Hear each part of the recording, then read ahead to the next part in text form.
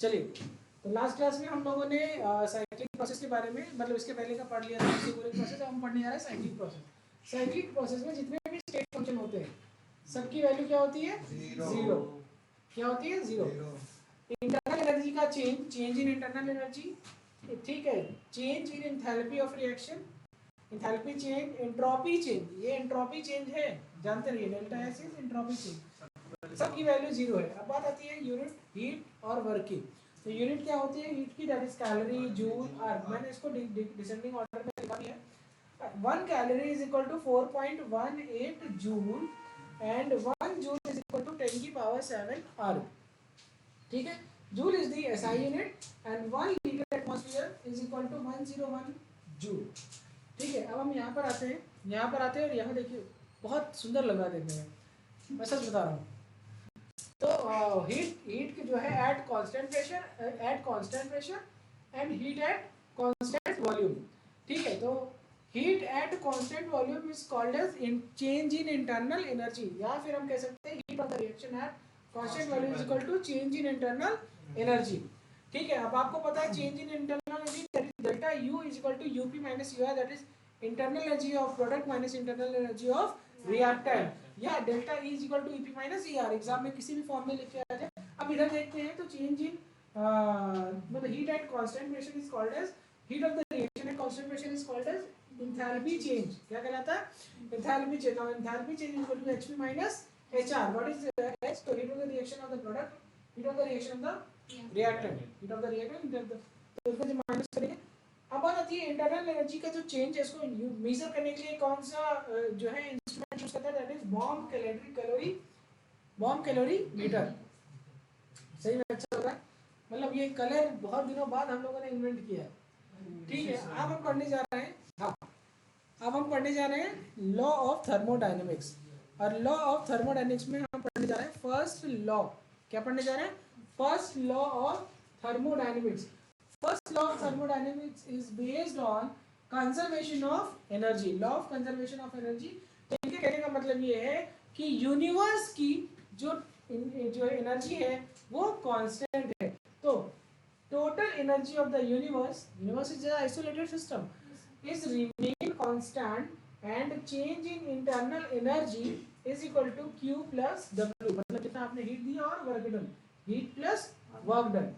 So delta U. अब बात आती है, मैंने आपको एक बार हमेशा पढ़ाई थी सिस्टम उन्होंने बहुत बात की थी। अब यहाँ पर आज आपको मैं हकीकत में सिस्टम पढ़ाने जा रहा हूँ। तो कहाँ पढ़ा दूँ? यही पेज खाली दिखे तो बताओ, यहाँ पढ़ लेते हैं। तो ऐसे लिखो, ऐसे, ये है आपका सिस्टम। हाँ, ये गलत वाला सिस्टम नहीं, सही वाला सिस्टम। और बाहर को क्या कहते हैं? सराउंडिंग। क्या कहते हैं? अब अगर मैं बात करूं कि क्या कहूं, अगर मैं बात करूं कि सिस्टम के ऊपर, अगर सिस्टम के ऊपर किया जा रहा हो वर्क, किसके ऊपर? Work done on the system, क्या? या हीट या एनर्जी दी जा रही हो सिस्टम को, तो इसकी वैल्यू होती है पॉजिटिव। और जब कभी भी सिस्टम काम करता है, जैसे आप अपने सिस्टम के लिए चाय बनाए, कप पानी ले आए हैं, उसको कुछ खिलाएं और तो वो पॉजिटिव रहता है। अगर सिस्टम को आपके लिए काम करना पड़े, समझ नहीं पाए? सही है, अभी आप सही रास्ते पे हैं। ये लड़का मतलब, हाँ, इनको सबसे पहले समझ में आ गया। अभी ये पूरी तरह 11th में भी नहीं गए, पास हुए। हाँ, पबजी को सब्जी की याद आ रही। इधर देखो, जब सिस्टम आपके लिए पानी लाए तो जितना लायक नहीं उतना सुना देगा। हाँ, मुझे याद है, मेरी बहुत अच्छी दोस्त थी, अभी भी है, मतलब थी नहीं। तो एक बार ही क्या था कि ऐसे ही, मतलब मैं ब्रेक में बैठा था, अंदर बैठे, अब खाने को तो खा लिया, अब उसकी बोतल में पानी, मैं कहाँ पानी लेके आने वाला। अब मैंने उसकी बोतल से पानी भी लिया और उस समय वो जो है उठ के किसी दोस्त से बात करने लगी होगी। तब से 2-3 भूखी लड़कियां पीछे बैठी थी। वो प्यासी लड़कियां थी, उन्होंने मुझसे पानी मांगा। अब मेरे पास वही बोतल सामने, अब कैसे मना कर दूं? पानी पुण्य का काम, और दीदी लोग को देने में तो और पुण्य मिलता है। तो मैंने ऐसे लिया, बॉटल उसकी पकड़ा दी। अब उसका जो है जैसे वो आई, वो कह वो बॉटल खाली कर दी वो लोग। अब मैंने वहाँ रख दी। अब वही अपनी बॉटल को खोली, देखी खाली बॉटल। कह मेरा पानी खत्म कर दिए। मैं कह रहा मैंने पिया ही नहीं, उन लोगों ने पिया। कह रही मैंने तो तुम्हें दिया था, तुम सबको बांटते फिरोगे। तब से मैंने फिर उसकी बॉटल नहीं पी, फिर मैंने उसकी बॉटल से पानी नहीं पिया। फिर वो जबरदस्ती बॉटल ला करके दिया करती थी। मैं कह जा पानी पीने के लिए कोई बोल दे फिर क्या ही मतलब है यार। ठीक है, कहने कई कई गलतियाँ हमारी भी थी। अब पानी का जो वो लगा था फिल्टर, वो 3rd फ्लोर पे लगा था और हम लोग ग्राउंड फ्लोर पे पढ़ते थे। तो ये भी एक रीज़न था, लेकिन फिर मैंने पानी वानी पिया नहीं अपनी बॉटल से। तो आप लोग भी बता लीजिए, मैं एक सिस्टम सुना देगा तो -q और -w क्या हो गया? -q और -w मतलब work done by system is -q -w। बात समझ में आ गई? ये नोट कर लीजिए, तो आपको चैप्टर के मतलब पहले नोट कर लीजिए, ये आपको आना चाहिए। चलिए अब हम लोग थोड़ा सा पीछे चलते हैं वापस से अपने काम की बात पे। चलिए यहाँ पे लिखा हुआ है इंटरनल एनर्जी, क्या दिया हुआ है? इंटरनल एनर्जी का चेंज। तो लिखा है work done on the system, क्या दिया है? तो अच्छा, change in internal energy equal to Q plus W।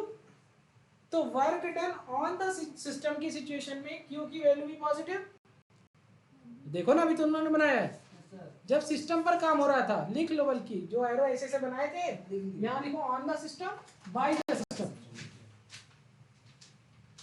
On the system by the system. ठीक है, तो work done on the system, तो ये वैल्यू भी पॉजिटिव, ये वैल्यू भी। तो Q प्लस W प्लस मतलब एक ही बात Q प्लस W। अगर work done by the system है, work done by the system है, ठीक है, तो हीट की बात नहीं हो रही है, हीट की वैल्यू तो वही रहेगी Q इज मतलब इसके बारे में कुछ नहीं बोला, तो delta is equal to Q plus W plus में। अब ये वर्क डन किस फॉर्म होगा? सिस्टम वर्क कर रहा है माइनस, तो क्या हो गया? Q minus W। यहाँ लिख के दिखा दूं तो delta U is equal to Q plus minus W। इसको आप तुम अगर लिखोगे तो इसी फॉर्म में लिखोगे, माइनस प्लस माइनस होता है। और दिक्कत, मैं सच बता रहा हूँ, ये कलर इतना सुंदर लग रहा है पीपीटी पे कि मैं क्या बताऊँ। सत्यम वहां से तुम जो है कलर चूज करोगे। अब बताओ सीडी क्या पेंट करा दें? चलो ठीक है, इधर इधर इधर देखते हैं, पिंक।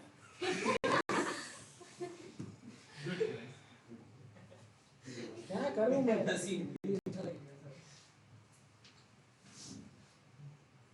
तुम्हारी उम्र में पिंक ही अच्छा लगता है। हमारे हमारे यहाँ जो है हम लोग तैयारी करने जब जाते थे तो हम लोग मतलब सच बोले तो मतलब कायदे से हम लोग विलेजर्स, मतलब हमारी सिटी को भी जब हम यहाँ से अपने, अगर आप तुम टायर 2 टायर 3 सिटी में रहते हो तो अब तुम वहाँ जाते हो तो तुम्हारे साथ वाले कितने गाँव जा रहे हो क्या? भले तुम अपने सिटी अपने अपने डिस्ट्रिक्ट के सिटी में रहते हो, लेकिन उनके लिए उनका शहर शहर, हम सब गांव वाले। ठीक है, कोई बात नहीं, गांव कौन सी बुरी चीज़ है क्या? चाहता हूँ, चलो पढ़ो। ठीक है, अब मेरी बात समझो, क्या बता रहा था? हाँ, कहाँ जा रहे हैं हम लोग? गाँव। क्यों जा रहे थे? Pink colour. हाँ हाँ हाँ, पिंक कलर। अब क्या होता था कि अब हमारे तैयारी के दौरान, अब हम लोग टायर 2 टायर 3 सिटी से रहते थे, तो हमारे यहाँ से लगभग 90% जनता बाहर आती है तैयारी के लिए। मतलब कोई ज़रूरत नहीं है, सबको यहीं आना है बाहर तैयारी के लिए। तो हम जब तैयारी के लिए आते थे तो हम जिस ट्रेन में बैठते थे उस ट्रेन में बहुत सारी लड़कियां और लड़के सब तैयारी वाले बैठते थे। तो लड़कों का तो चल जाता है पीली नीली सफ़ेद टी शर्ट। अब जो हमारे से लड़की आती थी वो 2 कलर पहनती थी, या तो पिंक कलर का कपड़ा या तो ब्लैक कलर, नहीं रेड नहीं, मतलब पिंक और रेड, मतलब पिंक और रेड। तो और जब हम लोग कोचिंग में जाते थे, मतलब बहुत सारे लोग कोचिंग जाते थे, तो उसमें हम लोग समझ जाते थे कि ये भी हमारे तरफ का है, ये भी हमारे तरफ का है। जो ज़्यादा दिन तक पिंक कलर बदल बदल के पिंक कलर पहन के आ रहा, क्योंकि हम लोग के पास इतनी चॉइसेस होती नहीं थी, तो समझ रहे हो, अभी नए नए बड़े हुए हैं, अभी कलर भी नहीं देखा पूरी तरीके से, तो पिंक ब्लैक ही हम लोग को लगता था कि सबसे कॉमन है लड़कियों का। हाँ ऐसे थोड़े बड़े हुए, ठीक है। फिर कुछ दिन बाद एक चीज याद रखिएगा, सोना सोना होता है। भले हम लोग टायर 2 टायर 3 सिटी से थे, 1 हफ्ता 10 दिन हम लोग को अडाप्ट करने के लिए लगता है, ज़्यादा से ज़्यादा 15 दिन 20 दिन में तो हम लोग वहाँ की भाषा भी सीख जाते हैं। मतलब 5-6 दिन तो हम लोग आए कर लिया, कुछ कर लिया, थोड़ा सा हंसी उड़ गई हम लोग की, लेकिन बाबू 1 महीना बीतते बीतते ना उनसे ऊपर, मतलब उनके पैरेलल आ जाते थे, चाहे ड्रेसिंग में हो चाहे बोलने में हो, कभी कभार निकल जाता था लेकिन चलता था। तो ऐसा नहीं है, मतलब आदमी सीखता ही है, तो ये हम लोग के लिए पॉजिटिव है। तो हम लोग को हमेशा पैरेलल आने में ज़्यादा दिन नहीं लगता है, 1-1.5 महीना 2 महीना। मुझे लगता है सत्यम कितने दिन में तुम यहाँ अडाप्ट कर गए? हार्डली 15 दिन में, 15-20 दिन पहले आया था, कह रहा था हिंदी मीडियम पढ़ेंगे, अब 15 से 20 दिन बाद बाइलिंगुअल इंग्लिश सब आने लगी। अडाप्ट किया कि नहीं किया? तो कभी भी डरिए नहीं, हम सब अडाप्ट करेंगे। ए सिस्टम एब्जॉर्ब, एक क्वेश्चन आया, a system absorb 20 kilo joule heat, कितना हीट एब्जॉर्ब किया? 20 किलो जूल एब्जॉर्ब किया, वर्क मतलब हीट एब्जॉर्ब किया है, ऑन। तो ये वैल्यू क्या होगी? प्लस क्यू, मतलब और द लिखा है, ठीक है, sorry absorb 20 kilo plus Q ये है ना, and also does 10 kilo joule work. क्या कह रहे हैं? काम कर रहे हैं, ठीक है। तो क्या होगा? माइनस डब्ल्यू, ये वैल्यू क्या हो गई? Minus W. शब्दों का खेल है, एब्जॉर्ब किया तो पॉजिटिव और काम किया तो नेगेटिव। पूछा है द नेट इंटरनल एनर्जी, या डेल्टा यू आपसे पूछा है, क्या पूछा है? क्या होगा? क्या होगा? तो कह रहे हैं ऐसे नहीं, ऐसे सॉल्व करके यार लगना चाहिए, delta U is equal to Q plus W. अरे तो फॉर्मूला में तो ऐसे ही लिखोगी ना, अब आगे लिखोगी क्यू माइनस डब्ल्यू, यहाँ लिखा तुमने कितना? 20 माइनस 10 किलो जूल, आंसर आया 10 किलो जूल। 10 किलो जूल का क्या हुआ? अब ऑप्शन तो और अच्छे, increase by 10 kilo joule, decrease by 10 kilo joule, increase by 30 kilo joule, या decrease by 30 kilo joule. Answer क्या होगा? अरे 10 तो है, 2 बार 10 है, इंक्रीज या decrease? Increase. The right answer is increase by 10 kilo joule. क्या बात है। अगला क्वेश्चन ये सॉल्व हो गया, देख लीजिए। वर्क डन हीट जो है on the system by the system, ठीक है।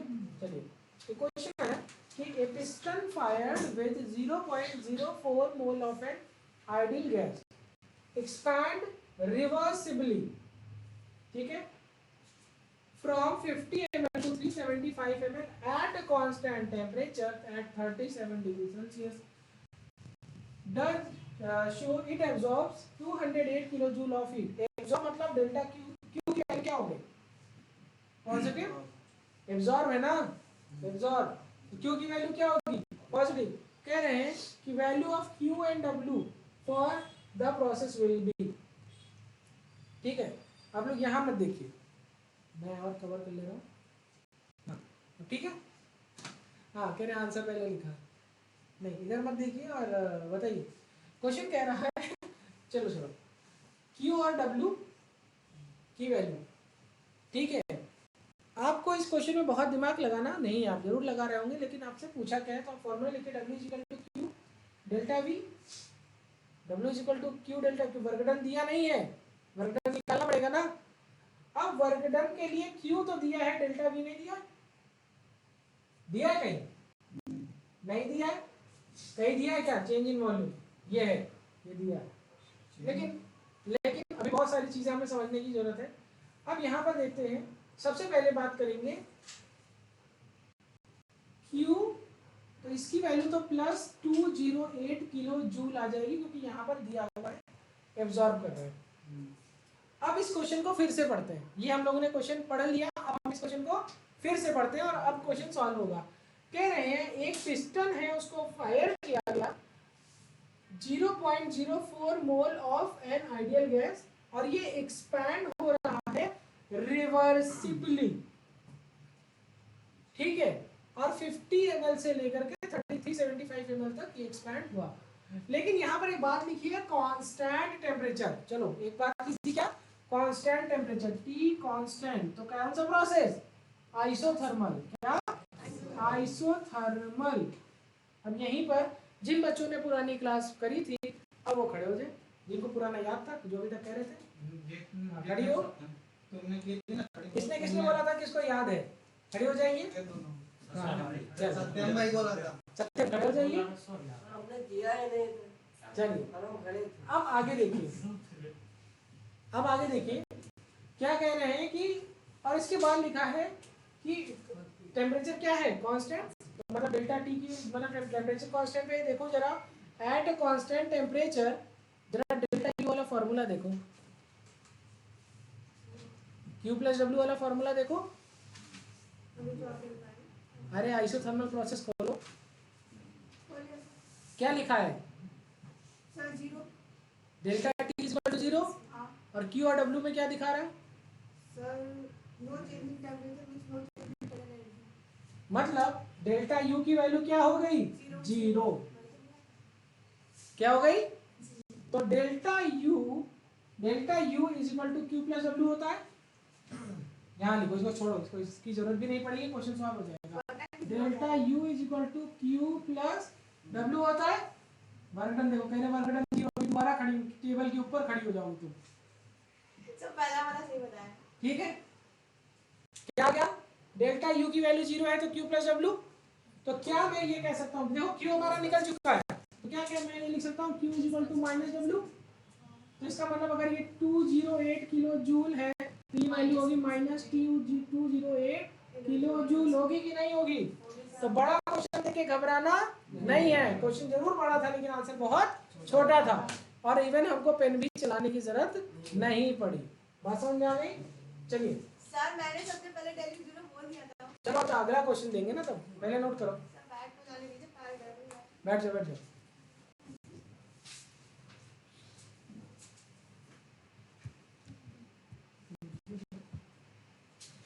पर आते हैं, एक नया क्वेश्चन है।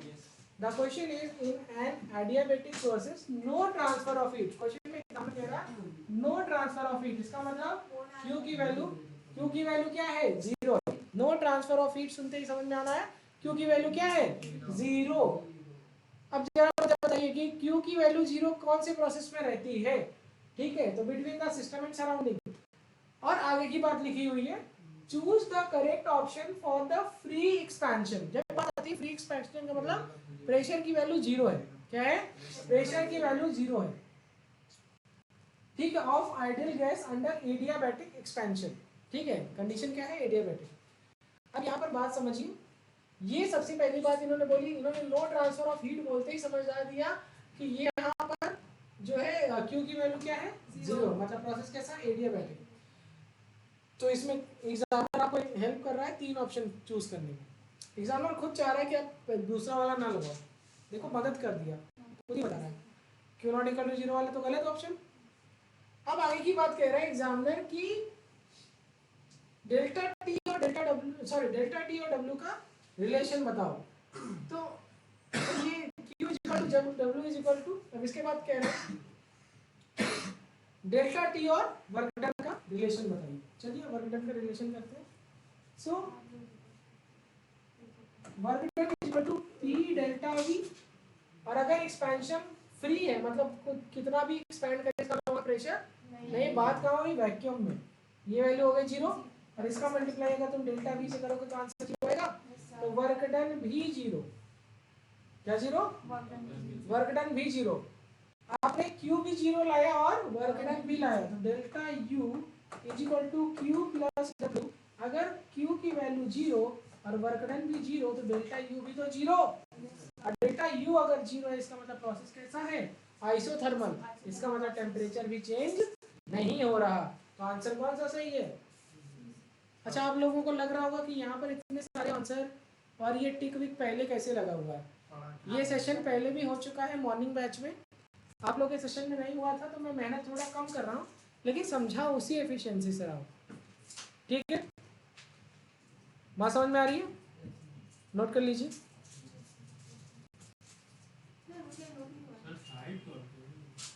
नोट करिए, सिर्फ जो ऑप्शन सही है वही नोट करके क्या करना है, और कैसे सॉल्व हुआ है वो लिख लो। अब आपका ये जो टॉपिक है ये मॉर्निंग बैच और इवनिंग बैच के बराबर हो गया, तो अब आप लोग जो है इसको कवर कर लेंगे। चलिए,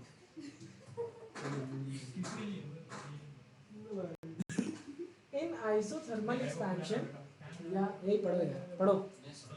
इन आइसोथर्मल एक्सपेंशन या कंप्रेशन, क्या आइसोथर्मल एक्सपेंशन हो या compression of the ideal gas, delta T is equal to 0 and delta U is equal to 0। Just पीछे के क्वेश्चन से आपने ये इंस्पिरेशन लिया, right? So delta U is equal to Q plus W, तो 0 is equal to Q plus W। अब आपको पता है Q is equal to minus W, हमने आते ही ये सॉल्व किया था, कोई दिक्कत? अगर हम एडियाबैटिक प्रोसेस की बात करें तो Q इज इक्वल टू 0 होता है, so delta U is equal to Q plus W, so delta U change in internal energy is equal to work done by the system या on the system। by the system होगा तो जो है minus W हो जाएगा, on the system होगा तो plus W हो जाएगा। ओके, तो ठीक है, यहाँ तक पढ़ते हैं, कल पढ़ते हैं। Thank you. नोट करिए।